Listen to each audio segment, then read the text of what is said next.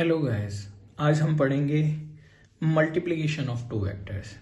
यह हमारी सीरीज का तीसरा लेक्चर है और इसमें हम देख रहे हैं मल्टीप्लिकेशन ऑफ टू वेक्टर्स। दो वेक्टर्स को मल्टीप्लाई करते हैं तो क्या रिजल्ट आता है। हमें क्लियरली पता है जब भी हमें सिंपल जैसे 5 into 4 करना होता है तो वो 20 हो जाता है सिंपली। लेकिन क्या यहाँ भी ऐसा ही होता है? चेक करते हैं। ठीक है, तो यहाँ दो टाइप्स है हमारे पास।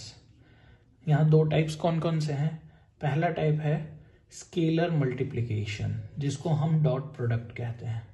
दूसरा है वेक्टर मल्टीप्लिकेशन, जिसको हम वेक्टर प्रोडक्ट कहते हैं। फर्क क्या है दोनों में? फर्क ये है सबसे पहला और बेसिक कि स्केलर मल्टीप्लिकेशन में जो रिजल्ट आता है वो एक स्केलर आता है, और वहीं वेक्टर मल्टीप्लिकेशन में जो रिजल्ट आता है वो एक वेक्टर आता है। बस यही मेन फर्क आपको माइंड में बनाए रखना है कि डॉट प्रोडक्ट से जो रिजल्ट आएगा वो एक स्केलर आएगा और वेक्टर प्रोडक्ट से जो रिजल्ट आएगा वो एक वेक्टर आएगा। जब आप इस तरीके से अपने आप को ट्रेन करेंगे सोचना, तो it will be very easy for you to remember. Now next thing, scalar multiplication एक बार डीप में पढ़ते हैं। तो if the resultant of the multiplication of two vectors is a scalar quantity, then this is known as scalar multiplication of two vectors, या फिर also known as dot product। Denote कैसे करते हैं? डिनोट ऐसे होता है a vector dot b vector, यहाँ dot लग जाता है बीच में। इसका फॉर्मूला होता है a vector dot b vector is equals to mod of a multiplied by mod of b multiplied by cos theta AB। यहाँ theta AB is the angle between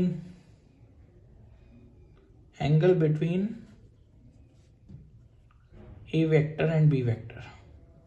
theta क्या है? थीटा AB क्या है?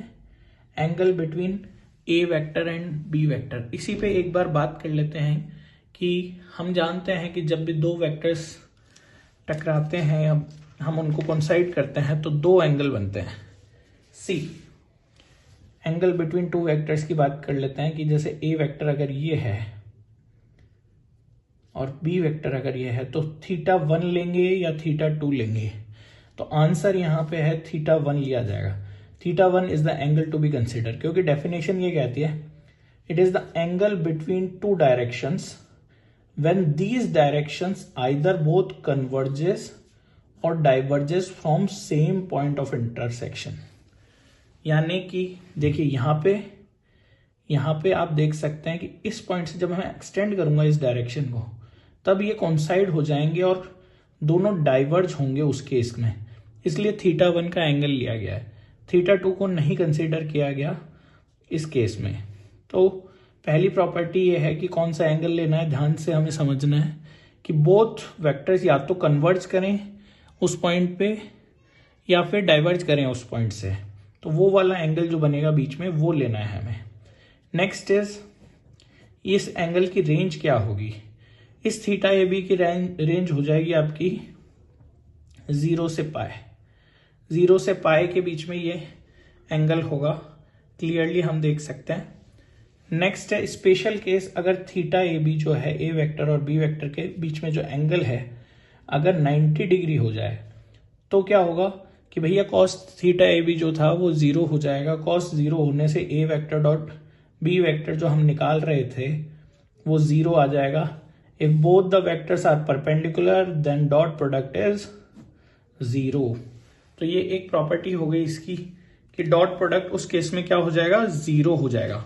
ध्यान दीजिए, dot product अभी तक हमने पढ़ा A vector dot B vector से cos theta A B angle लगा के कैसे हम निकालेंगे। अब हम देखते हैं इसके आगे की प्रैक्टिकल मैनर में हम कैसे निकालते हैं। उससे पहले एक और प्रॉपर्टी और देख लेते हैं। A vector dot B vector maximum कब होगा? जब कॉस 0 हो जाएगा। कॉस 0 यानी वैल्यू 1 हो जाएगी। उस केस में मॉड ए मॉड बी जो होगा उसका रिजल्टेंट होगा ए वेक्टर डॉट बी वेक्टर का। अगर बी वेक्टर की जगह भी मैं ए वेक्टर ही ले लूं और करवा दूं तो उस केस में ये मॉड ए का स्क्वायर हो जाएगा। ये भी कई जगह हम यूज करते हैं। Now properties of dot vector पहले एक बार देख लेते हैं प्रैक्टिकली कैसे करते हैं। उससे पहले ए वेक्टर डॉट बी वेक्टर क्या होगा, कॉम्यूटेटिव होगा सर, क्योंकि ये भी एक स्केलर क्वांटिटी प्रोड्यूस कर रहा है, ये भी एक स्केलर क्वांटिटी प्रोड्यूस कर रहा है। दोनों के केस में ये कॉम्यूटेटिव है क्योंकि दोनों बराबर आएंगी। डिस्ट्रीब्यूटिव भी होगा dot product A vector B vector plus C vector के ऊपर A vector dot B vector plus A vector dot C vector के हिसाब से खोला जा सकता है, क्योंकि ये भी स्केलर है, ये भी स्केलर है।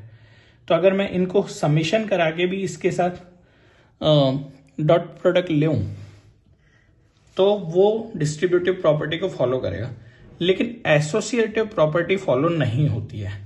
एसोसिएटिव प्रॉपर्टी फॉलो क्यों नहीं होती है, क्योंकि A vector dot B vector dot C vector पे जब मैं करने जाता हूं तो यहां पे स्केलर क्वांटिटी बन चुकी है ऑलरेडी, और स्केलर का मल्टीप्लीकेशन वेक्टर के साथ हमने पढ़ा हुआ है पहले ही कि ये स्केलर का जस्ट मल्टीप्लीकेशन होता है वेक्टर के साथ। लेकिन जब हम ये इक्वल होगा क्या इसके बराबर, ये मैथमेटिकली इनकरेक्ट है, क्योंकि यहां पे भी एक स्केलर क्वांटिटी बन गई जो कि इससे अलग है और वो उस सी वेक्टर से मल्टीप्लाई हो रही है। तो ये डिफाइंड ही नहीं है एसोसिएटिव लॉ डॉट प्रोडक्ट के केस में। ये ध्यान देने वाली बात है, इंपॉर्टेंट बात है। इसका यूज ले लेते हैं हम कई जगह। अब देखते हैं कि प्रैक्टिकल मैनर में कैसे होता है। फॉर एग्जाम्पल लेट से ए वेक्टर की वैल्यू है 5 i cap plus 4 j cap plus minus 6 k cap. B vector की value 4 i cap plus 5 j cap minus 6 k cap.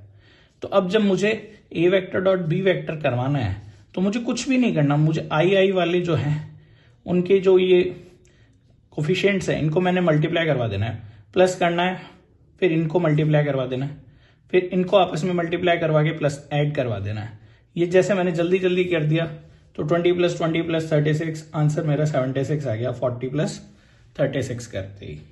ध्यान दीजिए बातें, वैसे हो क्या रहा है एक्चुअल में, ये पूरा का पूरा वेक्टर जाके इसके हर एक डिजिट के साथ मल्टीप्लाई हो रहा है, लेकिन हम देख सकते हैं कि आई कैप जब इससे मल्टीप्लाई होगा 0 हो जाएगा, क्योंकि ये दोनों 90 डिग्री का एंगल बना रहे हैं, ये दोनों 90 डिग्री का एंगल बना रहे हैं। ऐसे ये इससे मल्टीप्लाई होगा तो 0 हो जाएगा, ये इससे मल्टीप्लाई होगा तो 0 हो जाएगा, ये इन दोनों से मल्टीप्लाई होगा तो 0 हो जाएगा।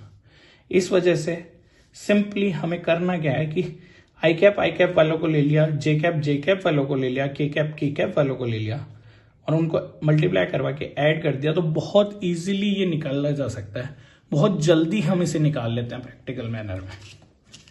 आगे बात करते हैं geometrical interpretation of dot product की। आखिर हम इसको पढ़ क्यों रहे हैं और ज्योमेट्रिकली इसका क्या मीनिंग है, डॉट प्रोडक्ट का ज्योमेट्रिकली क्या मीनिंग है। तो यहां पे हमें जो चीज पता पड़ती है मीनिंग के रूप में, हमें पता पड़ता है प्रोजेक्शन। प्रोजेक्शन क्या हो सकता है, इसको हम रिजल्टेंट ऑफ वेक्टर भी कह सकते हैं कि एक वेक्टर को जब रिजॉल्व करते हैं उसके कंपोनेंट्स में तो वो उसको हम प्रोजेक्शन भी कह सकते हैं।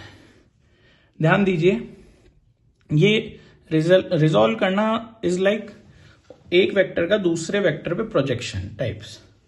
तो स्केलर प्रोजेक्शन हो सकता है, वेक्टर प्रोजेक्शन भी हो सकता है।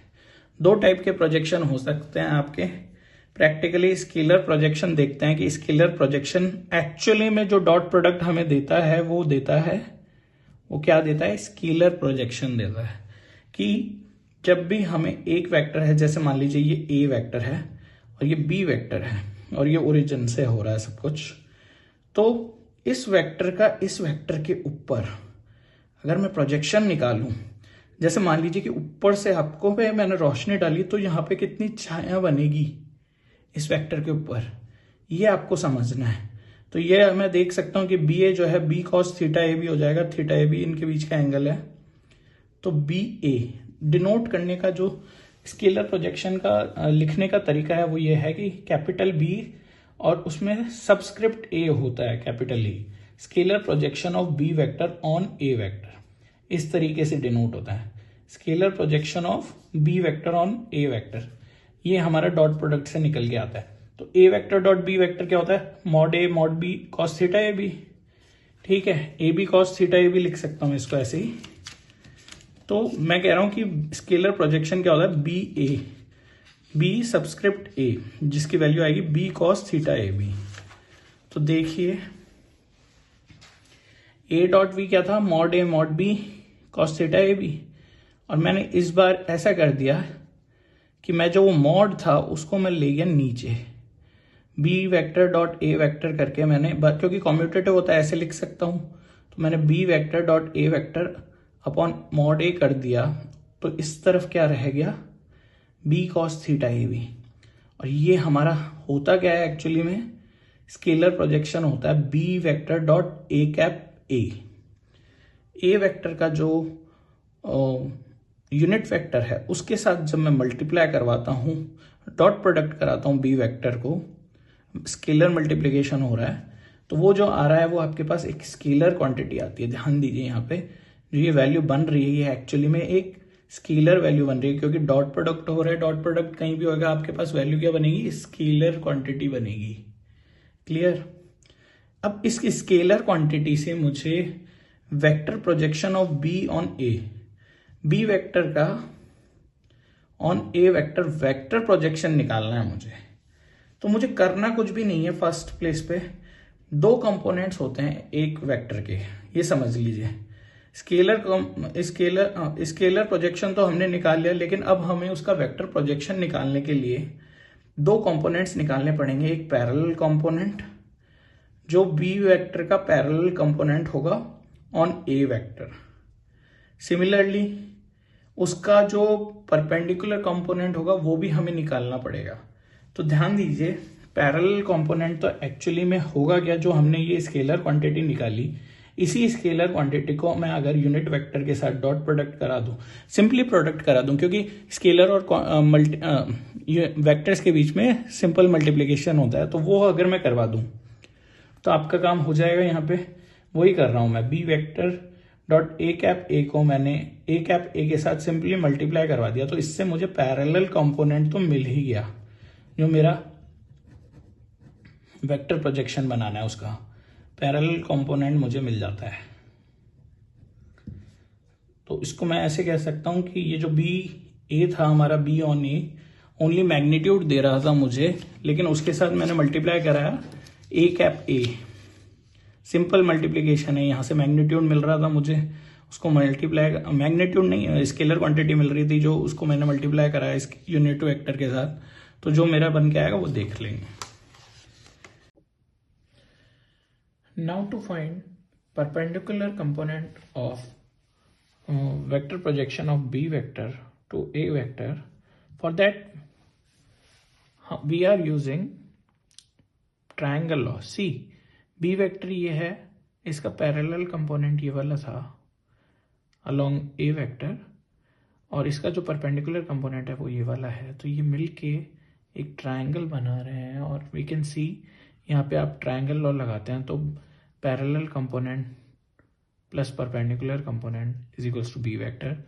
तो perpendicular component of vector projection find करने के लिए हमें कुछ भी नहीं करना, हमें बी वेक्टर में से माइनस कर देना है। बी वेक्टर में से क्या माइनस करना है, पैरेलल कंपोनेंट को। तो पैरेलल कंपोनेंट को माइनस किया तो हमारा परपेंडिकुलर कंपोनेंट आ गया। तो इसको अब एक एग्जांपल से समझते हैं। इसमें हम देखते हैं पी वेक्टर ये है, आर वेक्टर ये है, हमें perpendicular component of vector projection of R vector on P vector, R vector का पी वेक्टर पे perpendicular component of vector projection find करना है। तो इसके लिए अब हम स्टार्टिंग से देखते हैं। यहां हमने पी वेक्टर लिख दिया 2a cap X minus a cap Y plus 2a cap Z. R vector लिख दिया 2a cap X minus 3a cap Y plus 2a cap Z plus a cap Z. इसकी हमने शॉर्ट फॉर्म लिख दी। इस short form में हमने क्या लिखा है, इसके जो x के अलोंग, y के अलोंग, z के अलोंग जो मैग्नीट्यूड था वो हमने यहाँ लिख दिया। ये क्यों लिखा है हमने, जिससे हम क्वेश्चन को जल्दी जल्दी कर सकें। देखिए मैं पूरा लिख के करूंगा या मैं इसकी कंपोनेंट्स लिख के करूंगा तो टाइम का कितना फर्क पड़ जाएगा आप देखेंगे। तो पहली चीज हमें परपेंडिकुलर प्रोजेक्शन फाइंड करने के लिए parallel component of R vector on P vector find करना पड़ेगा, जिसके लिए हमें नीड है R vector dot A cap P की। ए कैप पी हम फाइंड कर लेते हैं P vector upon mod of P vector. As we know mod of P vector के लिए हमने क्या किया, 2 माइनस 1 2 था, इसका अंडर रूट में स्क्वायर किया, जल्दी जल्दी कर लिया, 2 square plus 2 square plus 1 square 9 हुआ ये पूरा का पूरा अंडर रूट के अंदर, जिससे 3 मिल गया। तो ये हमने इंडिविजुअली बाय 3 करके अलग अलग कर दिया। 2/3 A cap X minus 1/3 A cap Y plus 2/3 A cap Z, ये आपका ए कैप पी आ गया। अब ए कैप पी आपने निकाल लिया है यहाँ पे, तो all you need is just इस ए कैप पी के साथ आपको आर वेक्टर का डॉट प्रोडक्ट करवाना है। डॉट प्रोडक्ट करवाने के लिए मैंने इसको फिर से इसकी शॉर्ट फॉर्म में लिख लिया। तो शॉर्ट फॉर्म को लेके मैं आगे चल रहा हूँ। R vector dot A cap P, यहाँ पे मैंने आर वेक्टर की शॉर्ट फॉर्म लिख दी 2 माइनस 3 1, यहाँ पे इसकी शॉर्ट फॉर्म लिख दी 2/3 माइनस 1/3 2/3। इंडिविजुअली मल्टीप्लाई करवाया, प्लस किया, 2 को 2/3 से प्लस, माइनस 3 को माइनस 1/3 से, 1 को 2/3 से, यहाँ पे 4/3 प्लस 1 बन गया क्योंकि ये माइनस माइनस प्लस हो गया और 3 से 3 कट गया, 1 2/3। तो ये मैंने करके R vector dot A cap P का वेक्टर, मैंने यहाँ पे एलसीएम लिया 3 और आंसर देखा तो मेरा 3 ही आंसर आ गया। R vector dot A cap P, ये एक स्केलर क्वांटिटी बन गई यहाँ पे, यही बनता है। अब इस 3 स्केलर को मैं डायरेक्ट उसके शॉर्ट फॉर्म के साथ मल्टीप्लाई करा देता हूँ। 3 से ये 2 बन गया, ये -1 बन गया, ये 2 बन गया, यानी R vector dot A cap P जो स्केलर क्वांटिटी बनी थी उसका मैंने डॉट प्रोडक्ट फिर सिंपली मल्टीप्लिकेशन करवाया वेक्टर के साथ, यूनिट वेक्टर के साथ, तो उसके जो कंपोनेंट्स बने वो 2 माइनस 1 2 बन गए। या फिर इसको ऐसे लिख सकते हैं 2 A cap X minus A cap Y plus 2 A cap Z, ये पूरा यहाँ पे ये बन के आया है। अब ये जो वेक्टर बन के आया है इसको मेरे को आर वेक्टर में से माइनस करवाना है, तो इसके मैंने शॉर्ट फॉर्म वाले को ले लिया 2 माइनस 3 1 2 माइनस 1 2, इसमें से माइनस करवाया मैंने जैसे ही, तो 2 में से 2 माइनस हुआ, -3 में से -1 माइनस हुआ, 1 में से -2 माइनस हुआ, 2 में से 2 गया तो ये 0 बन गया बिल्कुल। ऐसे ही ये आपका बन जाएगा -3 + 1 तो -2 बन जाएगा ये, और ये बन जाएगा आपका -1। इसलिए फाइनल आंसर जो आपका बनता है उसमें x का कोई कंपोनेंट नहीं होता, -2 ए कैप है माइनस ए कैप जी, ये आपका फाइनल आंसर बन जाता है। So in this video we have seen vector projection, dot product और उसकी पूरी बातें करी, स्केलर मल्टीप्लिकेशन की डेप्थ में बात करी। नेक्स्ट वीडियो में हम वेक्टर मल्टीप्लिकेशन की बात करेंगे, ट्रिपल प्रोडक्ट्स की बात करेंगे। सो हमारे साथ बने रहिए। Thank you guys, so please subscribe.